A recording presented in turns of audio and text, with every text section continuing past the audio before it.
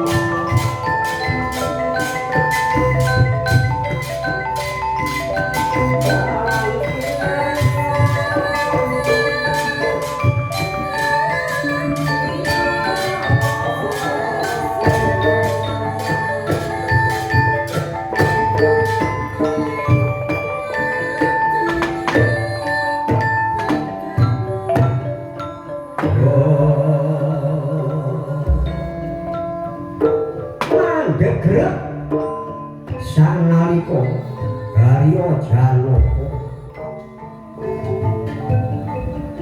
muningali glagah ayangan ingkang campur rarayutan ingkang pating sumriwet wonten ing ngarsa dalu ngongak dhateng sisih keri jurang ingkang langkung-langkung curi ngongak dhateng sisih kanan gunung pating jegelek mila nyambak sanalika mandhegrek lantai sang Garya Janaka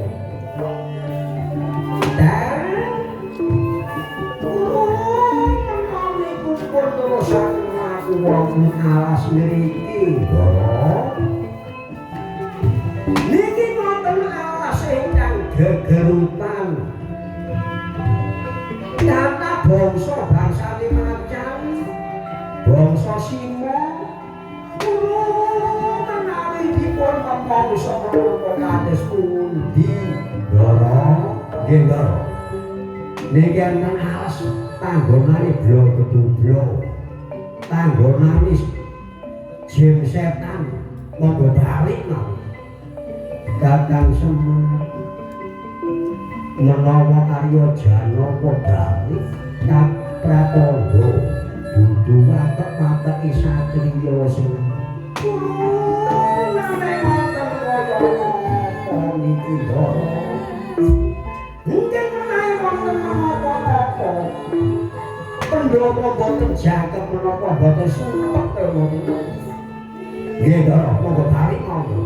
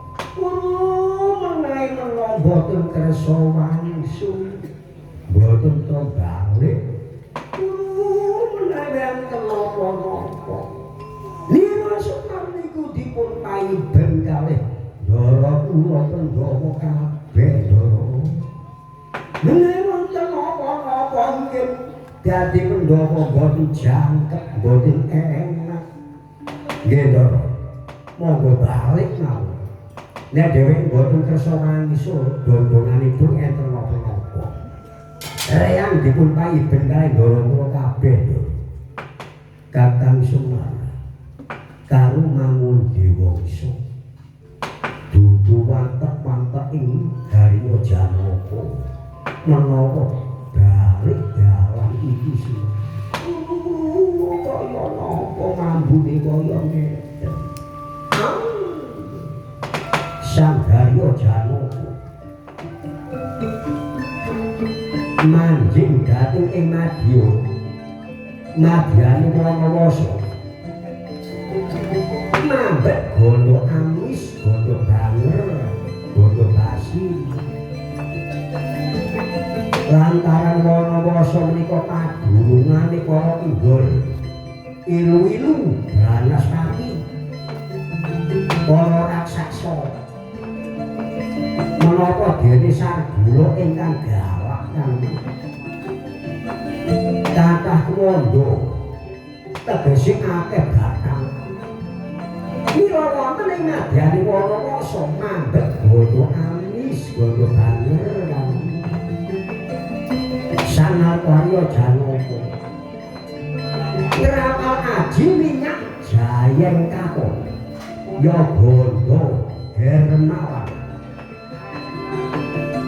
sinarang karapal sumrebet tangi sumrebet alum gondo dandani wonten ing Madyane Wanawasa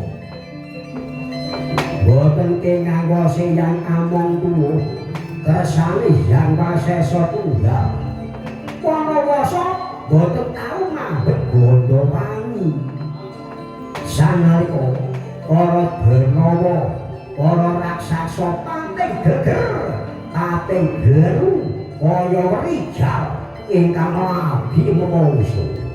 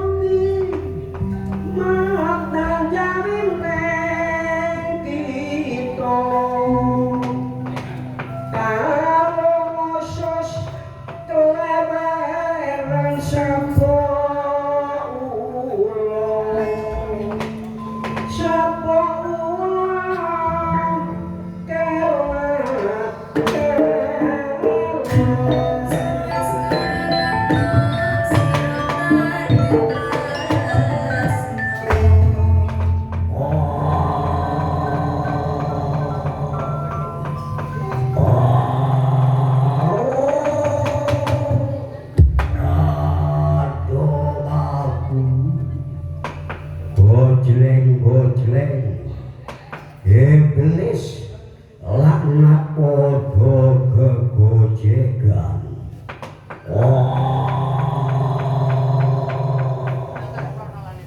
Gojleng iblis laknat padha gegojegan.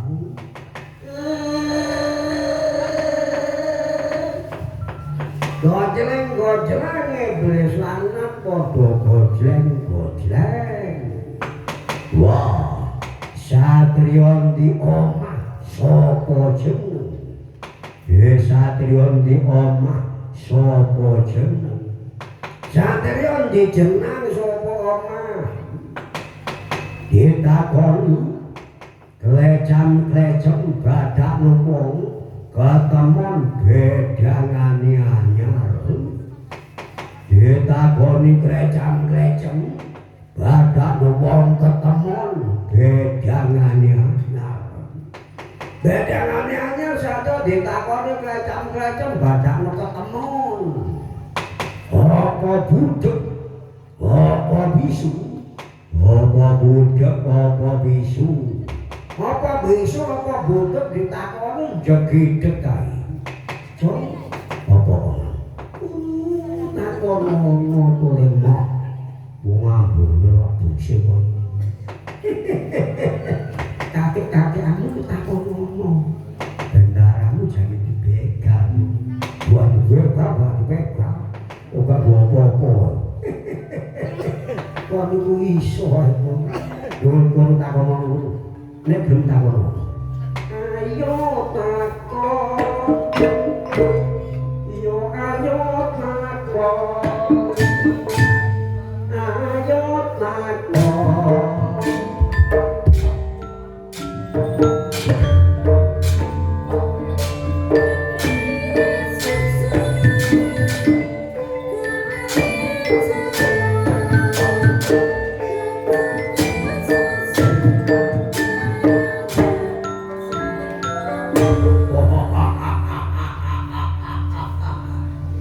Wah, adi ana manuk gedene sak gubuk penceng iki. Jajal dicekel. Lebokno kurungan. Manuk iki api iso joget adi. Wah, kakek-kakekmu dadak aku mbok anggap manuk ta. Aku iki sempeteng Ramadan. Gunung bumi, gunung langit, semari sono. Ayo, pancen napa kate begal bendaraku. Jenengmu sapa? Anjene kok goblok. Grangkul dhewe peper. Anjene kon ngono apa? Kon karo dugo napa iku. Anjene ku senajan to. Mangkel atiku kuwi. Apa-apa nek pancen napa kon ditakon. Garep putraku si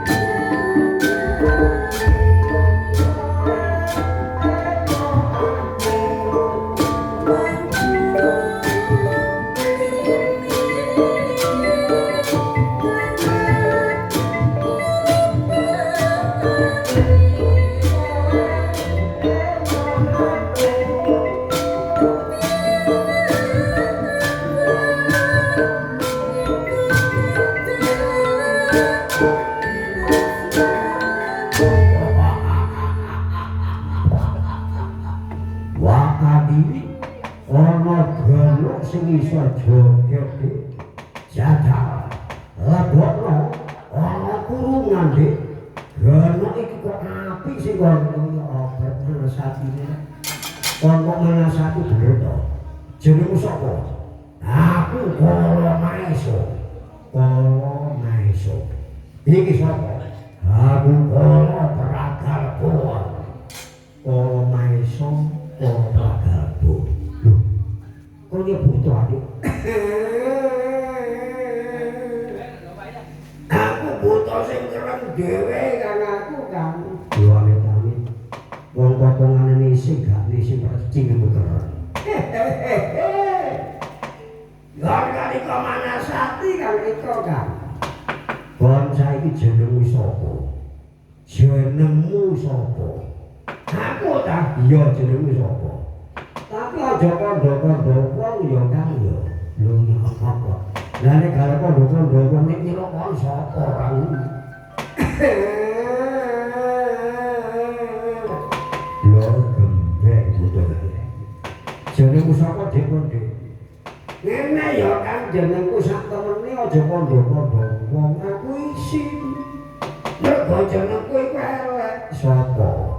Anjasmara Ari Mahami.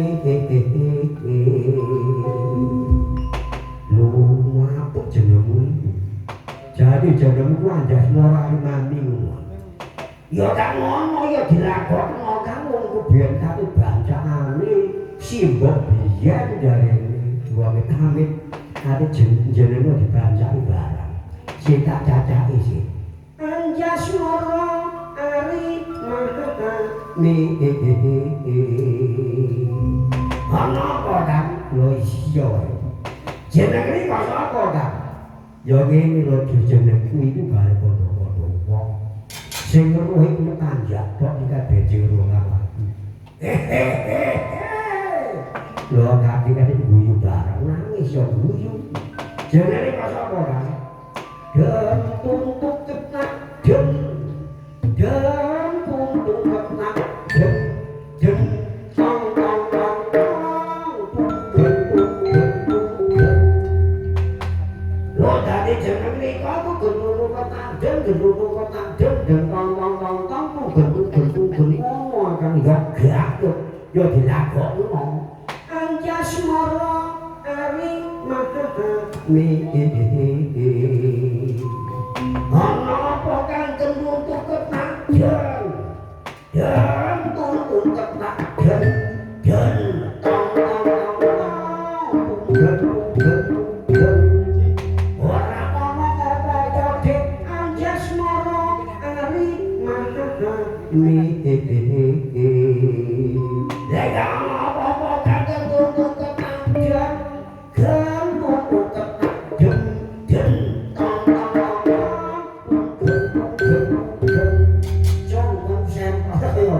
Iku lu butuh gendeng dong. Kate kono rewangi kok dadi kok gendeng pisan. Wah, satria kudu balik satria. Aku oleh ya badut ora oleh ya badut. Wani lan raksasa. Apamu berkongkong sing ndak wedi. Gedene gedheku. Ngerangkoki batange berkongkong ora saya tanggo. Lah kok dukure ya padha aku jagur batokane berkongkong ora nganggo kondo. Lho ora kena kalas rembug satria iki. Lungite ya golonge aku sotek maguru menyang tanane berkongkong. Wah langgut pangucapmu ndak tebak gun-gunamu koncak nyawamu jadi memangsani propaganda dor wadukmu kepalaku.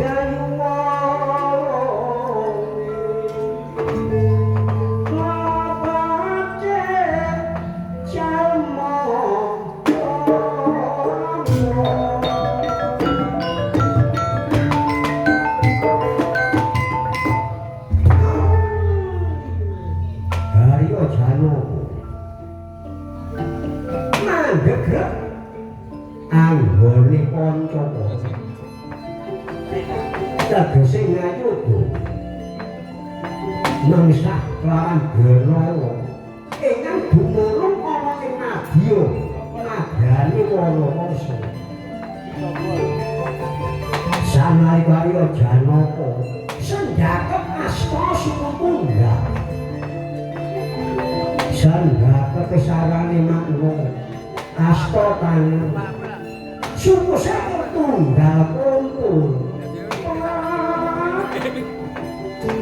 ya manungsa ingkang mati mati nanging mati sakjroning urip aku Janaka ngeramal aji ingkang den arapa aji lalur meneng ingkang karapa Pandayakti jagone dewa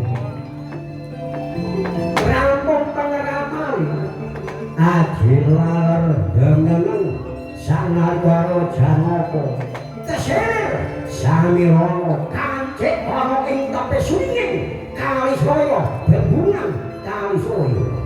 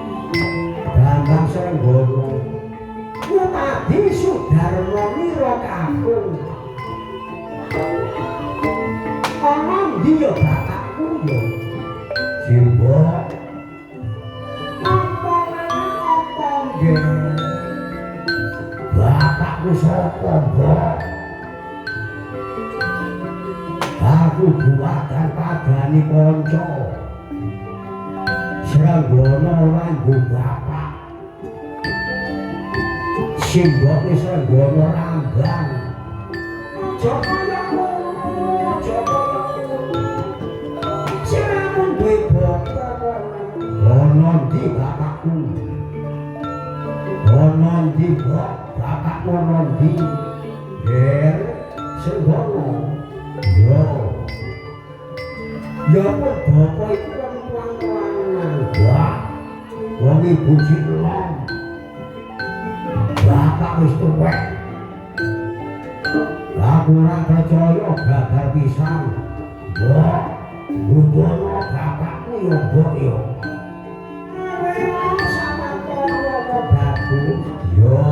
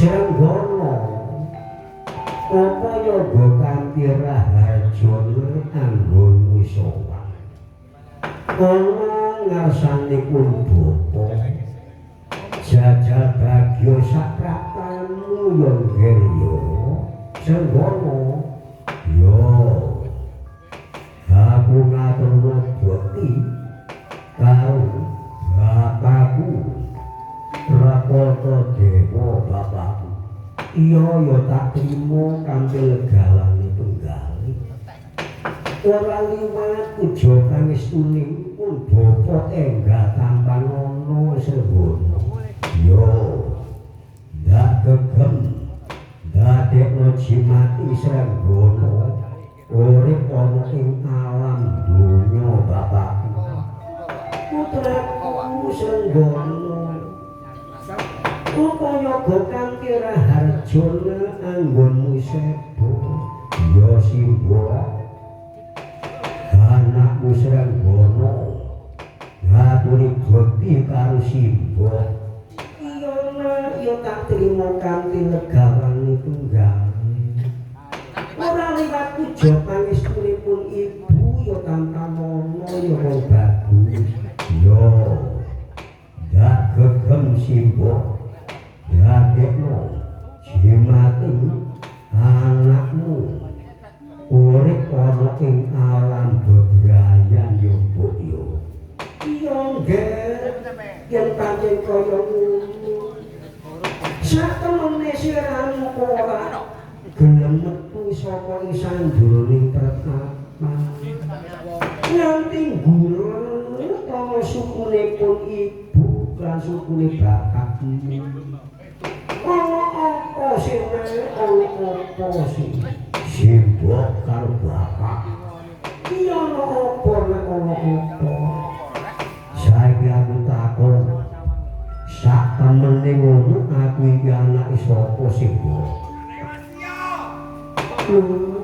dadak ora ngerti wong tuamu yo kanjeng ibu iku wong tuamu srenggene yo simbok pancen nyata iku simbokku bapakku sapa ya iki wong tuamu iki saiki aku takon yo kok yo takon apa aku njaluk bapak yo iku ora padha dewa karena apa simbok kok njaluk bapak iku nara sapa apa kados pundi Kanjeng Rama kados pundi yo nggih sering gini wonten senadang Bloko Suta yo mbok menawa pancen iki wis pipi wanci tegese wadah kulo ketemu karo wong tuane yo belakang ngono kulo wis gedhe banjur umpama ora ketemu karo bapake kok dongane dong malah nesu ngene yo nak yo sunggono yo ana apa kok sak temene ngono siramu iku duwe kongkone wangone kok banjur simbok padha karo srenggono aku duwe bapak sak temene ngono bapakmu sapa simbok ngene yo nak yo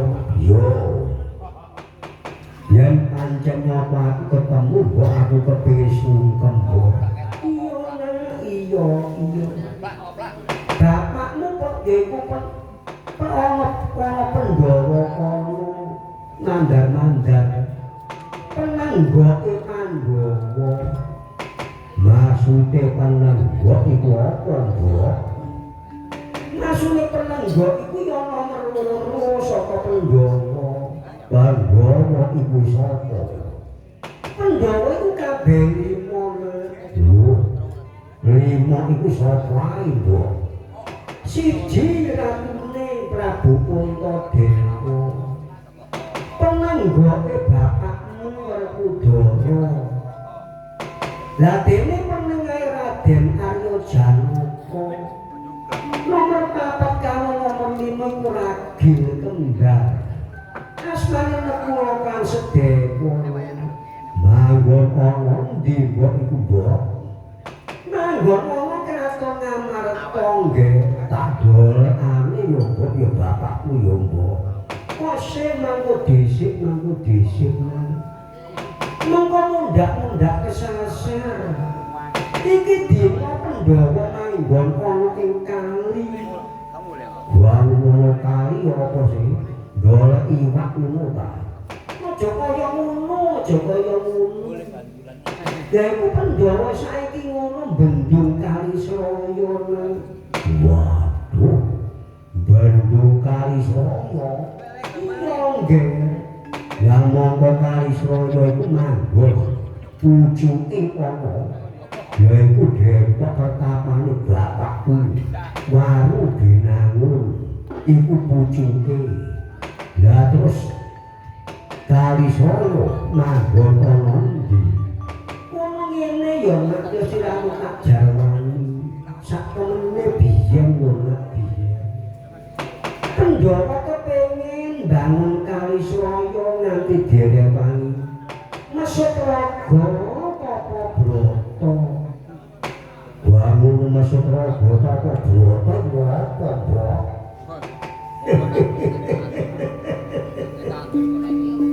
aku mung era apa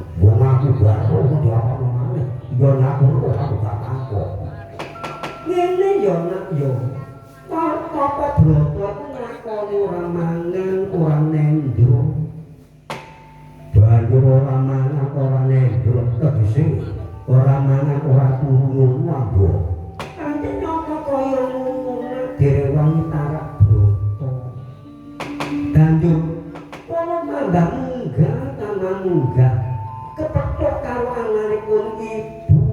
Iku sapa iki? Sing kepethuk simbok sapa? Ya bapakmu Werkudara iku nggih. Lho. Lah iku ora tau pacaran karo Werkudara iki. Aja katik ngono, aja katik ngono. Iki jaman-jaman koyo ngene kok dadak ngono. Yo, lah terus banjur aku ketemu karo wong tuamu dadak nggawa kabeh ngumpul ana dempok retakan Marubinang. Ngumpul nggawa ana kene mabuk. Pancen napa kaya ngono. Lah banjur ya iku aku rumangsa welas karo nggawa kabeh. Anggone mertopo ana tepis mringing dempok retakan Marubinang binangmu. Iku mertopo kabeh. Iya. Lah banjur kono wis mari pokokan suwene 40 dina ora dahar, ora ngombe, ora turu. Saking priyatine aku rumangsa welas karo Pandhawa. Tak liwetno nalika semana biyen iku. Pandhawa rika liwetno. Iya, Mak, tak pancen nyata kaya ngono. Lah terus dadak aku kaya kebimbang karo jenenge Werkudara iku. Terus banjur aku mangsa seneng dirirani karo bapakmu yaiku Repata Dewa. Lah terus aku nglairno karo awakmu iku nggih. Waduh. Lah nek ngono aku nyata-nyata bener anake bapakku Werkudara ya, Mbok. Pancen nyata kaya ngono, nak pancen nyata. Yo, yen kono aku tak goleki Pandhawa. Iki dina bangun Kali Sraya bendung anane Kali Sraya. Lah iku bendungan iku kanggo apa, Mbok?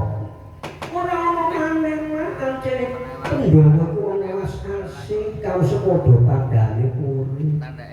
Welas karo anane kawula cilik. Banjur gawe bendungan ing tembe puri menawa ana rendeng kecemplung. Ora ana banyu. Bendungan kono kanggo ngirami para petani ben subur sawahe para petani ing kawula cilik. Wah. Lek ngono ya seneng aku.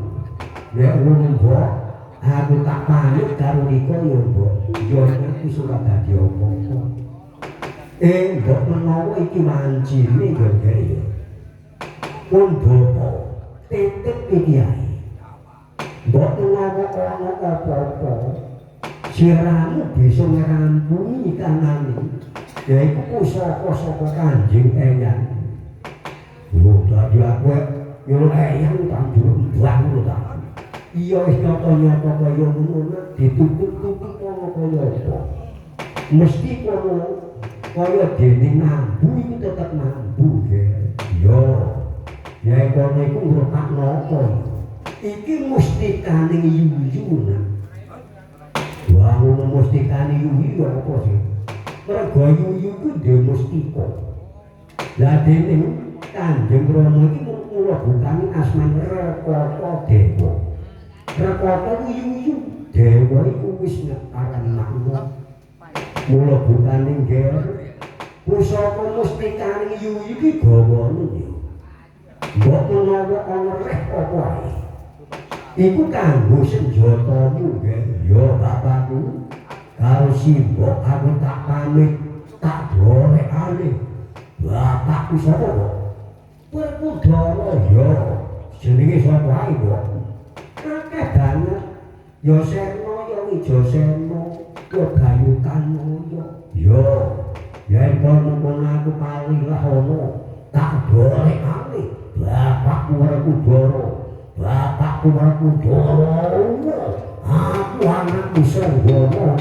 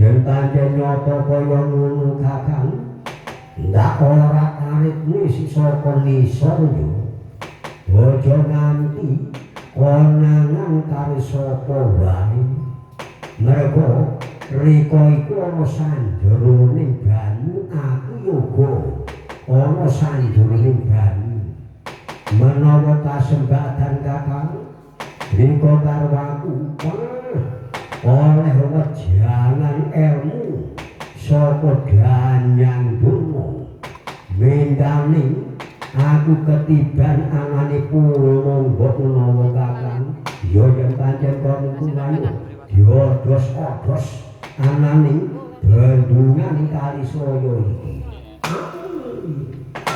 tambah suwe tambah angok tambah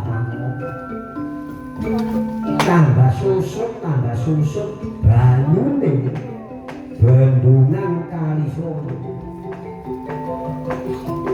ingkang den odos-odos prajurite Sang Prabu Sinawada sanalika kamtenan saking akeh prajurite tambah suwi tambah asap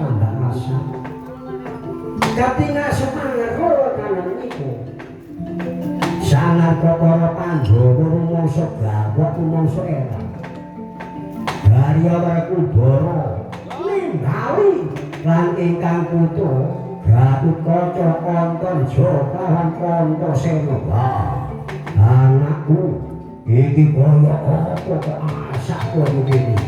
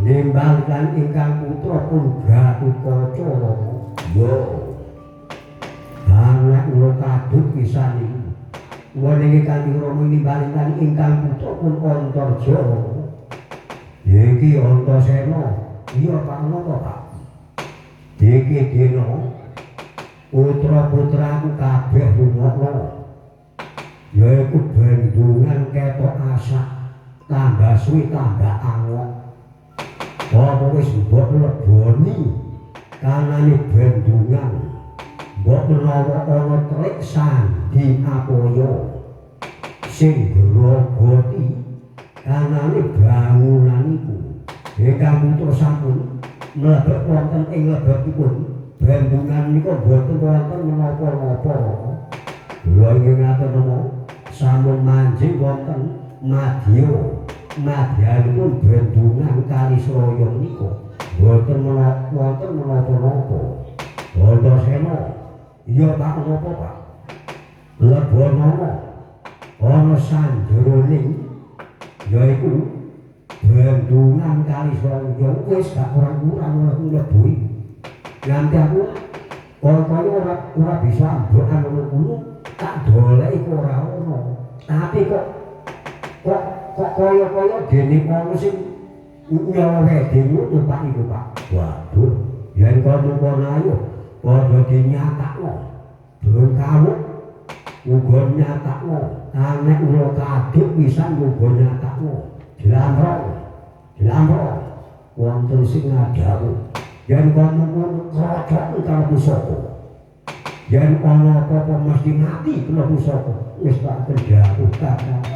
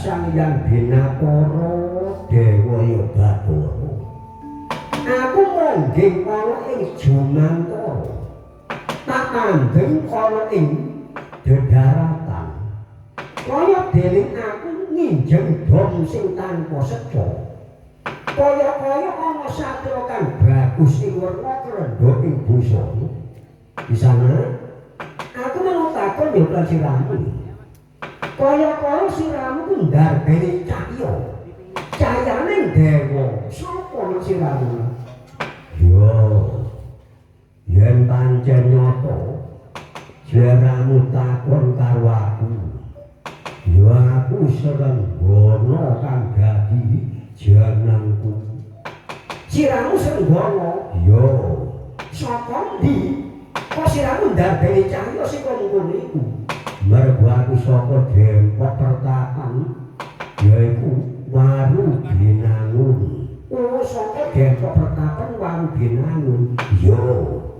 Manggone ana ndi? Ana pucuking Kalisraya. Iku panggonane Dempok Pertapan Waru Binangun. Sing jumeneng ana Dempok Pertapan ku sapa? Yaiku Simbah. Lho kok Simbah? Ya simbahku sing dadi pandhita ana Dempok Pertapan Waru Binangun. Pekarepe sapa? Resi Begawan Rekara Dewa iku eyangku. Lho, lah siramu? Aku iku kepetung putra wayah. Aku anake Simbok ni Dewi Srenggini. Lah banjur aku jenengku Bambang Srenggono kang dadi asmaku. Oh, Bambang Srenggono. Ibumu? Ibumu sapa? Ni desa gini? Yo, panjen ora sisik sumendang Kinara Sakta. Ya ibuku iku ni Dewi Endang Srenggini iku simbokku. Aduh aku kok ngiling ya aku ya. Oh, lah banjur siramu nang ndi? Aku goleki bapak sing ngoker jiwa ragaku. Siramu sapa? Ngene ya Srenggono ya. Saktemene ngomong aku iki Bathara Kresna, dalange Pandhawa. Waduh. Ya nek nyoto Bathara Kresna dadi dalange Pandhawa. Lah mesti weruh karo bapakku. Sapa wong tuamu? Ora ana maneh mung kejaba bapak Werkudara iku wong tuaku lanang. Aduh.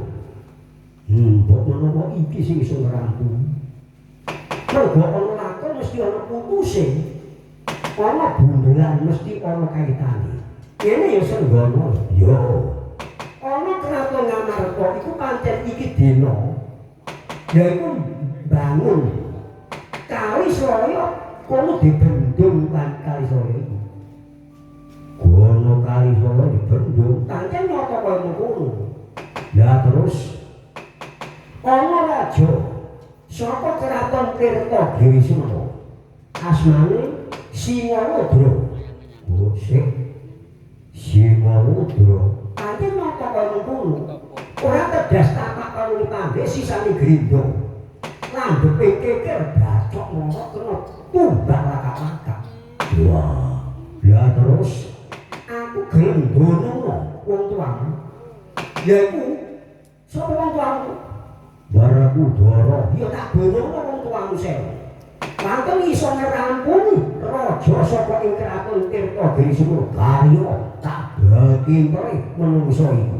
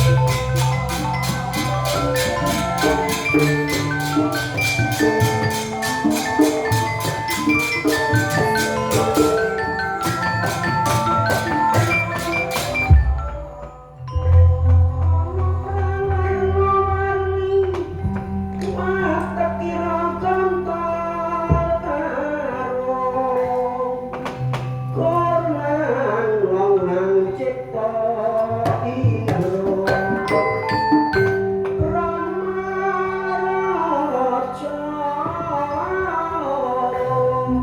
urupeng geni kanca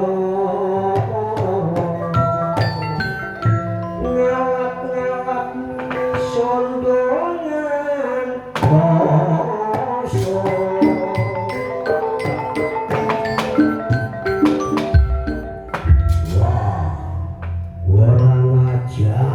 kurang ajar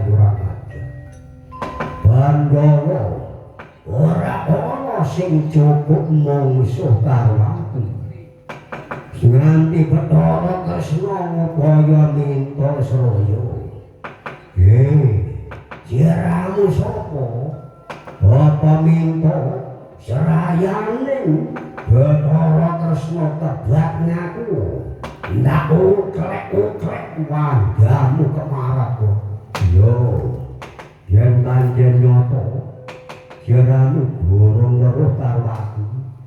Yo aku Bambang Srenggono kang dadi asmaku. Balik jeramu sapa? Wah, wangi lan kahananku ngamping loro ngenjak-ati. Yo aku raja saka ing kraton Tirta Giri Suro manggon ana ing jeroning banyu ya raja yaksa kang wajarah yo yen pancen nyoto jeramu asmamu Singarudra ora sesek iki dene gelem balik apa ora yen jeramu gelem balik selamat tapi ora gelem balik tak suwek wandang kamarat wangi lan Singarudra tak tebak gun-gunamu ongkak nyawamu mati mergamu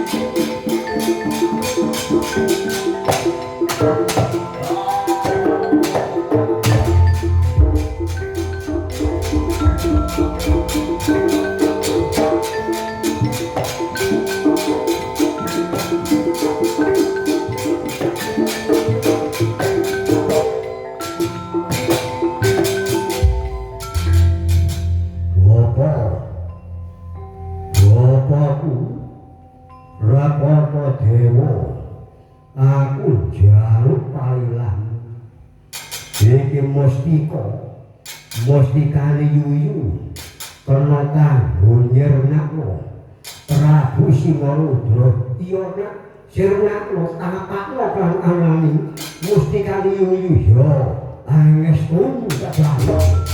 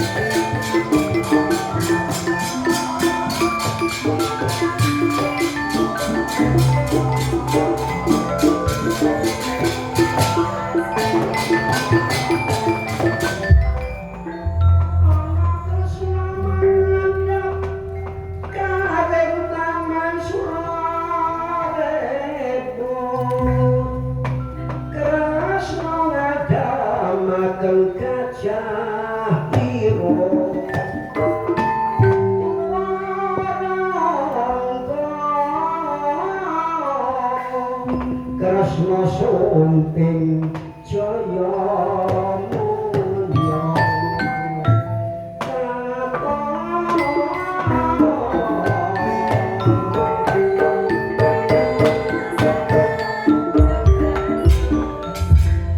Dewa jagat sang Yaginakono Dewa Yogatara Ati sawo yo ana apa jlitheng kakakku Adi iki para kudu ngaku ya kangen para ya umpama para ora ngakoni dondongane dong kok ana ya iku perkara gedhe sing mburi padha karo glandang sarang saka pucuk maksude jlitheng kakakku sing kaya apa ngene ya Dik bareng kon kakang mongging dirgantara para percaya ora yo aku percaya karo jlitheng kakakku aku mongging karo dirgantara ketemu satriya kang gagah perkusa padha gedhe karo apa perkara andhar beni godhek kok simbah ya kaya apa nanging kono duwe sopit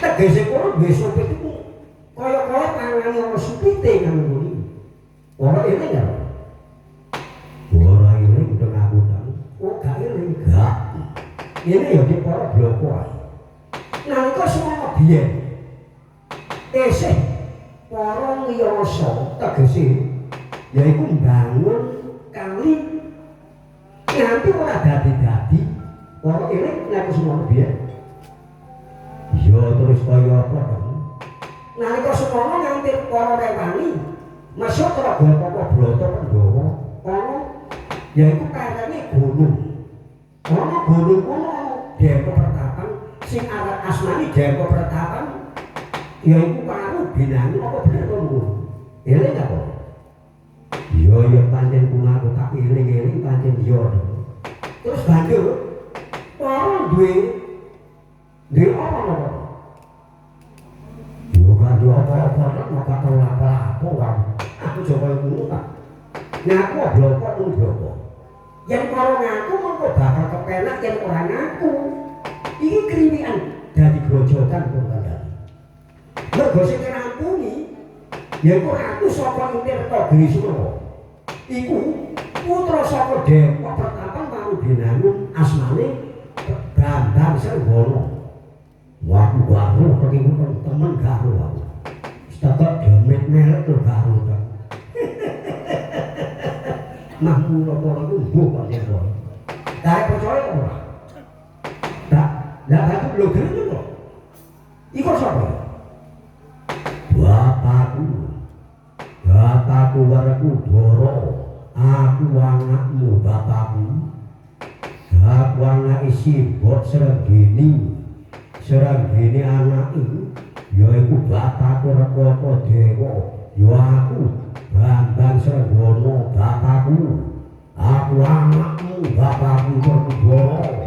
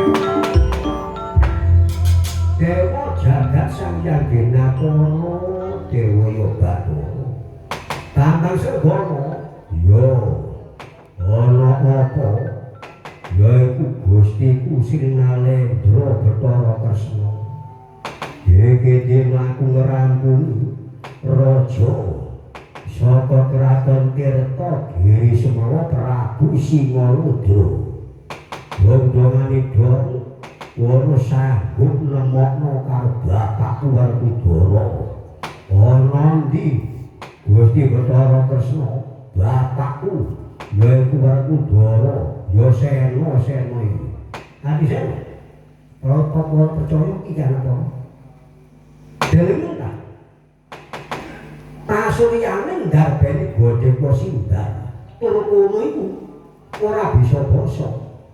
Ora percaya iku ra apa. Ngene lho tek yo. Aku gelem ngakoni anak. Tapi syaratnya ono. Syaratnya apa to? Ora iku. Ngene yo iki yo. Syaratnya karena apa? Yaiku bendungan Kalisraya. Kok tambah suwi tambah angok. Kono sore bok esuk wis kadhe entek iku aku gelem nrimo waktu iso nyekel ansing odos-odos banyu iku tak akoni anak kan yen nyoto-nyoto Srenggono iso nyekel sing manggon ana ing sanjroning yaiku tambak Kalisraya iku wis kono kandhane ngono ngene ya nak ya napa Gusti siramu diakoni kan Adisena Putra nanging ana kraton Ngamarta ana bebaya tegese ana rintangan mergo Pandhawa iki dina Iyasa kali tegese mbangun kali tur mbangun tambak bendung amane Kalisraya iku waton siramu bisa ngupaya sing dadi saranane asating bendungan iku diakoni karo anane Adisena karya tak beken kalih ana sanjroning bangunan bendungan Kalisraya iku.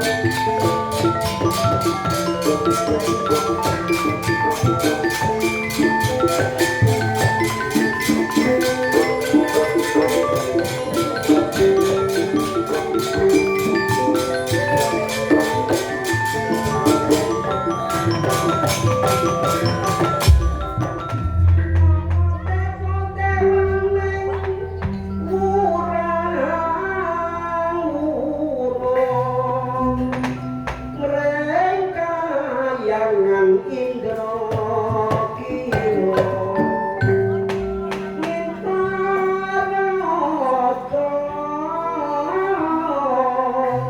minta yo kanca dolan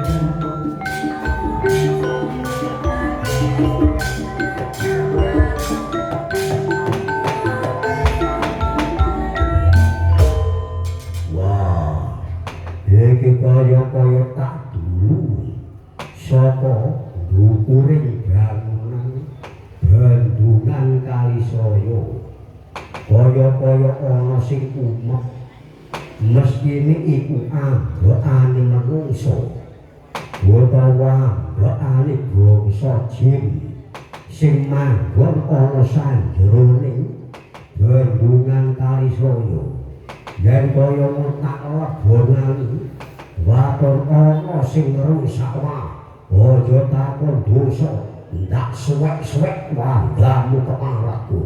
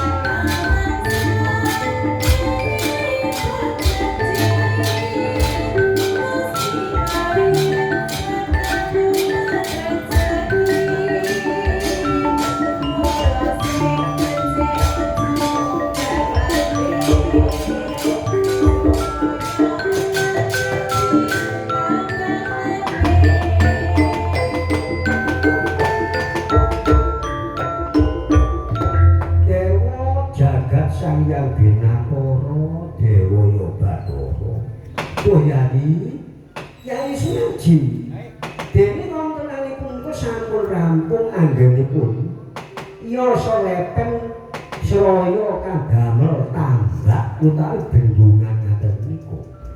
Supadosa sekali para petani ingkang manggen wonten ing Kraton Ngamarta. Nadyanto menika wonten pelosok-pelosok sami katingal bingah kaiba-iba bingahipun. Lantaran bendungan menika sampun wetah boten wonten ingkang Mujiwani Jalaran putranipun Adisena menika ingkang asma Bambang Srenggana menika. Kula nenggih Kakang Marindo ingkang rayi nggih sanget matur sembahipun. Mugia lelampahan niku bendungan Kali Sraya sumrambau dhateng dusun Sekedhi nggih Kakang. Kula nenggih ayi dene wontenanipun dusun Sekedhi menapa dening desa Sekedhi sak dusun-dusun menika sumrambau dhateng kanganing menika lelampahan menika tumusa dhateng menika. Kula nenggih Adisena kaya apa Dik? Ya aku serojo kanani ketemu karo anakku Bambang Srenggana sing ora ana tulis anggonku krama iku. Ger, ya bapak kono apa bapakku? Aku rumangsa seneng ketemu karo bapakku padha gedene, padha dedeke. Ya nyata-nyata bener aku anakmu ya bapak. Ya panjen kowe mung ayu padha memuji klanjang garbe pasti supaya masyarakat kabeh pinaringan rahayu wilujeng ora ana sijalan apa-apa. Oma-oma ningkriya menyang ing jagat wetan kabeh ae. Ora ana apa sing kumomo ana desa Sekedhi. Tanane para Pandhawa ketingal binah kaiba-iba. Lantaran sampun kasembadan anggone Nyasa Lepen menika kadamel bendungan wonten ing lepen menika sumrambau dhateng sekali petani sabarka kasidaran tirta pertanda kaya ana Andrawina bujana panutupe kekayon.